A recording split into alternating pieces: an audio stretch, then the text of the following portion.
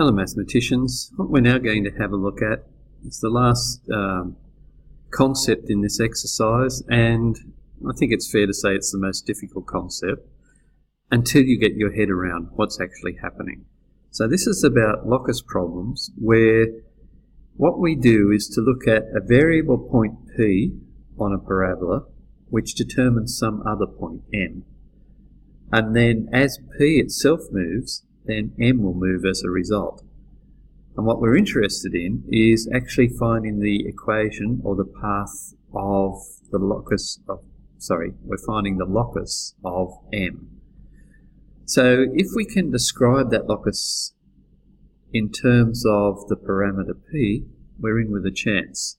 This little thing going around on the right hand side here is an example of this sort of thing. So what we've got is and it's way harder than we'll have anything to do with.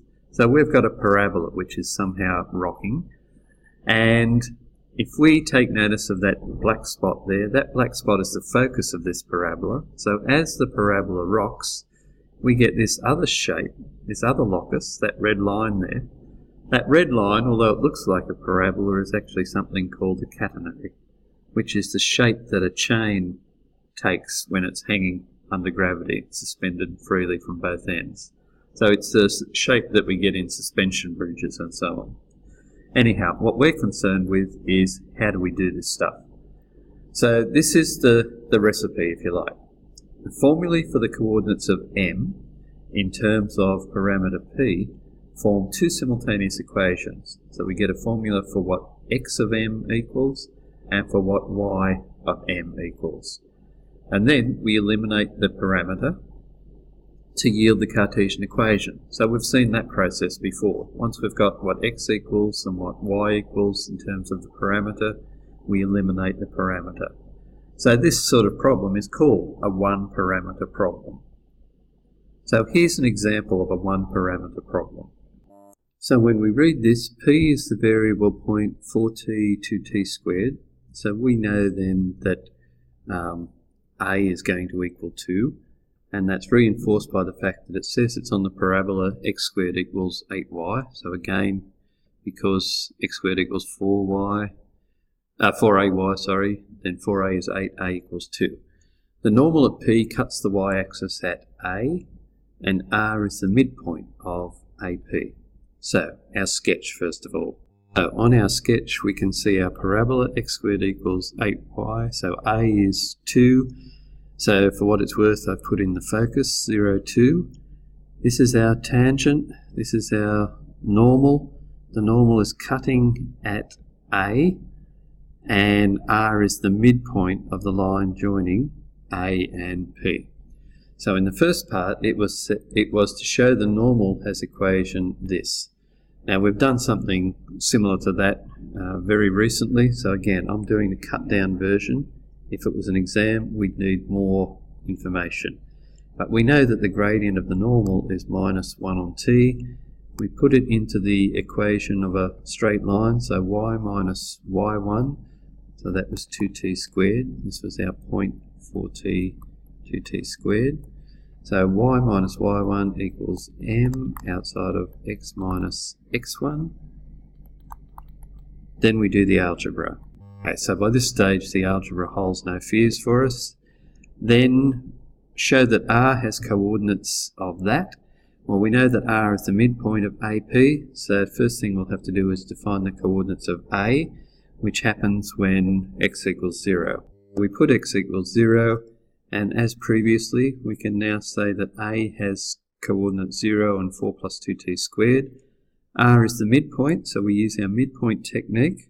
Averaging the x values of A and P and the y values of A and P gives us the expected coordinates of R, and now we have to show that the locus of R is a parabola and that the vertex is blah blah blah. So again, one step at a time. First of all, show that the locus of R is a parabola. So we know this technique. We set x equal to 2t, y equal to 2t squared plus 2, and then we eliminate the parameter. So from 1, if we say that t equals x on 2, stick that into 2, we'll get that y is 2 times x squared on 4 plus 2, and when we rearrange that, that will become 4y equals 2x squared plus 8, and therefore x squared equals outside of y minus 2. Now at that point we can see that we can read off the vertex.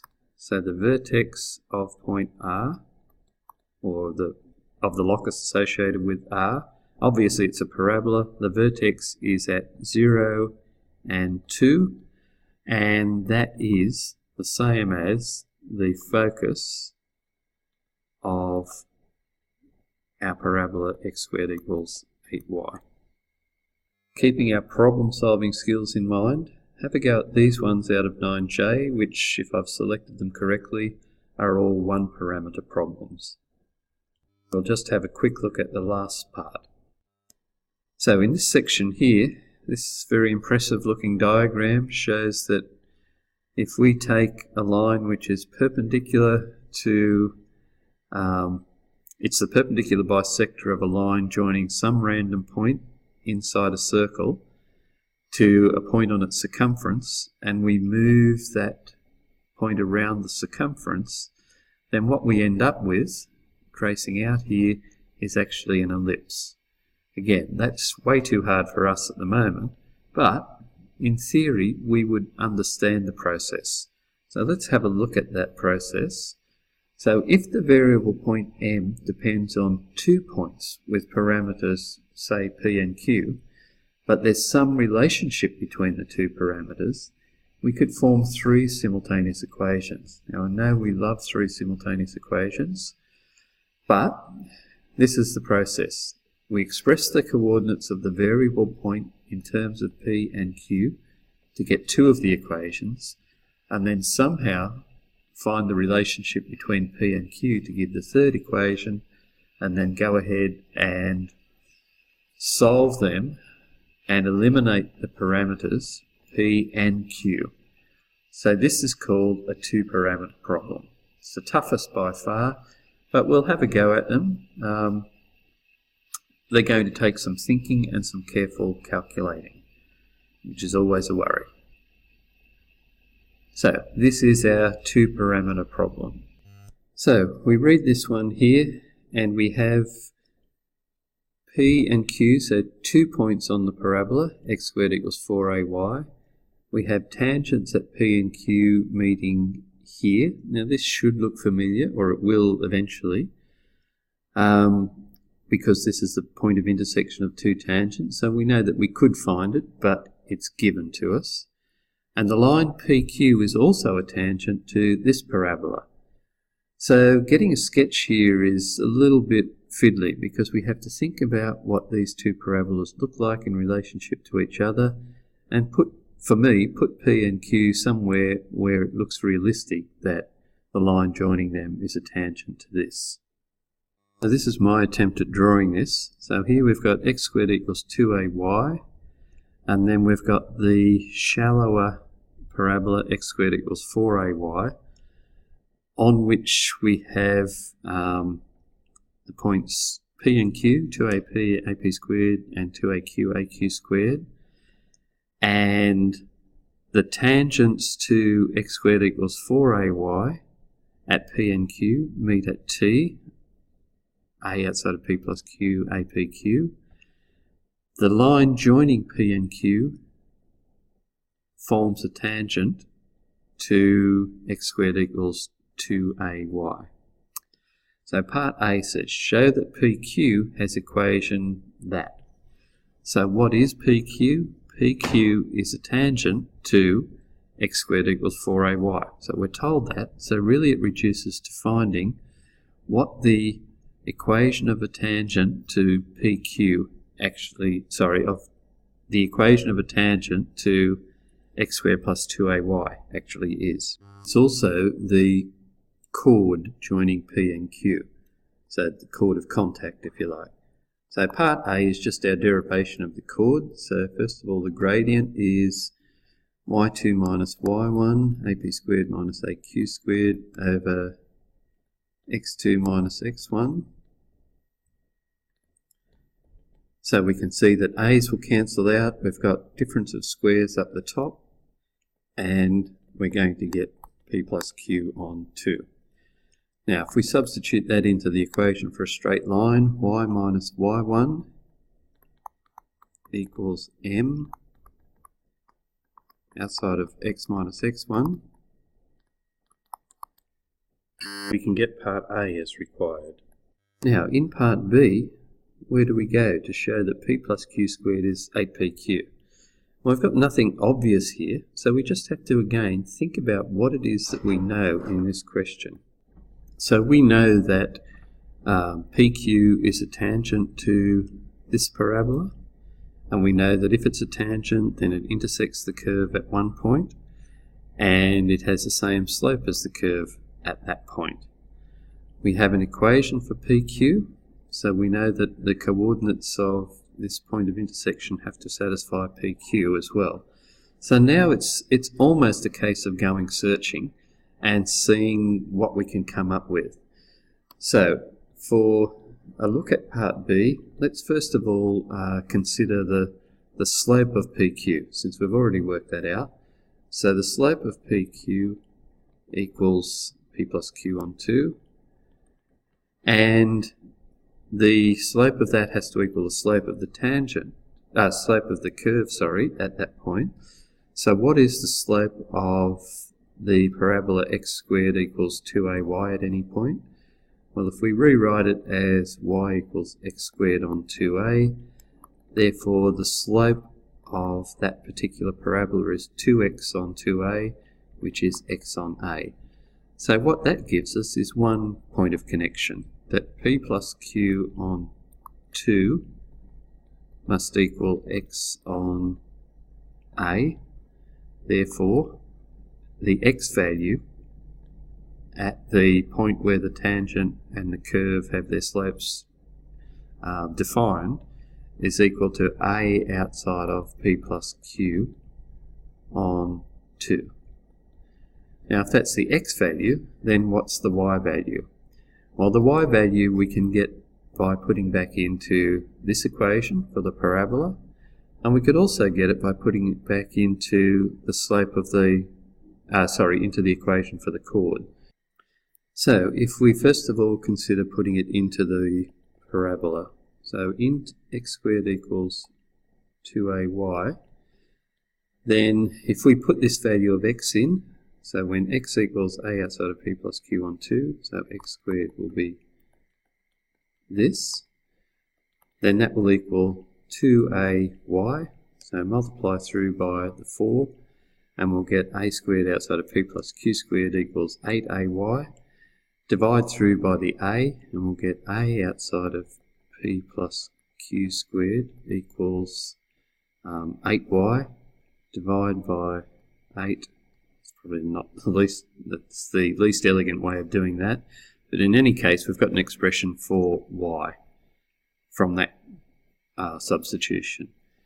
Now if we take our value of x and put it into this, the equation of the chord, then we're going to get, and I better write it down, so if I put it into this, then what we're going to get is that y equals p plus q on 2 times a outside of p plus q on 2. So that will give us a outside of p plus q squared on 4 minus apq. So it gives us a second expression for y. So with our two expressions for y, obviously they must be equivalent.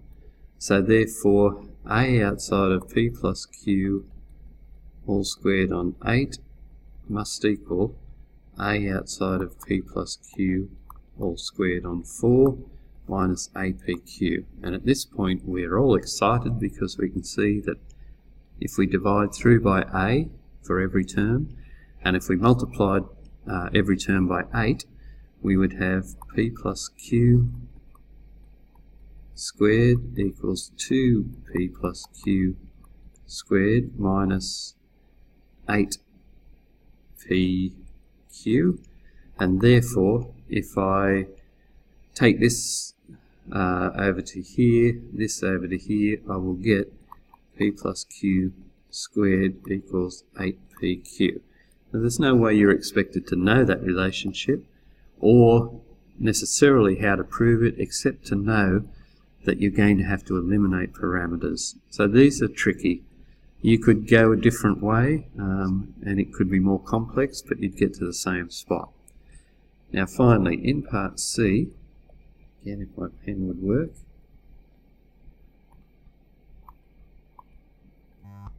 we want to find the Cartesian equation of the locus of t. So at this point here, we have an expression for x, an expression for y, for the locus of t, so that was up here somewhere, and a link between p plus q and pq. So for t, we know that the x value is a outside of p plus q. We know that the y value is apq. And we also have, painfully, found a link between p plus q and pq. So if we go from this equation here, so I'll call that one number 3. So, and from 3, we have that, let's see, pq equals p plus q squared all over 8. So if I then take that, trying to keep track of my equations here, if I put that into my equation for y, so that's into 5, I'll get y equals a outside of p plus q all squared on 8. And if we look at equation 4, we can see that p plus q is x on a. So if I substitute x on a for p plus q, I'll have that y equals a on x squared on a squared on 8. So I finally get that y equals x squared on 8a, or more usually, x squared equals 8ay. So it's another parabola. Now, just before you head off and attempt those questions out of 9J, this is the GeoGebra sketch I put together of that last example, just to convince you that our answer is correct, apart from looking up the back of the book. So here's our parabola x squared equals 2ay. I've just chosen a as 1. If I vary a, then I just change the slope of all of them. So x equals 2ay, x squared equals 4ay, just there. There's our, actually I'll change this back so we can see things. Maybe move this down a little. So we can see that we've got our points. This line here is a tangent to that one. It intersects there and there, P and Q on x squared equals 4y. The tangents from those points intersect at point T, and if I move point T around, then I'm not moving point T, I'm moving the point intersection of all of them.